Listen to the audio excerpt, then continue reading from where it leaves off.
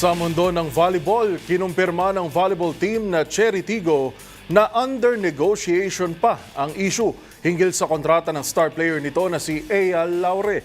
Pero pagsisiguro ng kupunan, ayusin nila ang naturang gusot bago magsimula ang panibagong season ng Premier Volleyball League sa darating na Sabado.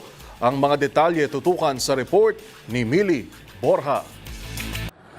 Umaasa ang volleyball team na Cherry Tigo na magkakaayos pa ito at ang outside hitter na si Ea Laure hinggil sa issue sa kontrata ng mga lalaro bago magbukas ang 8th Premier Volleyball League All-Filipino Conference sa Sabado. Kinumpirma ng team manager ng crossovers na si Aaron Velez na under negotiation pa ang estado ni Laure sa kupunan. Yan ay kasunod ng ilang reports na tinerminate ng atleta ang kanyang kontrata bago pa ang aktual na expiry date nito. Pagdating naman sa kumakalat na pagpirma ni Laure sa non-compete clause, bagamat limitado ang impormasyon na maaaring ibahagi dahil sa non-disclosure agreement, tiniyak ni Velez na alam ng atleta ang provisions ng kanyang kontrata at bukas ang komunikasyon ng dalawang panig. Magugunit ang 2024 All-Filipino Conference pa nang huling nakitang maglaro sa PVL si Laure. Bigo itong makasama sa nagdaang reinforced conference dahil sa kanyang responsibilidad bilang bahagi ng national team na Alas Pilipinas Women.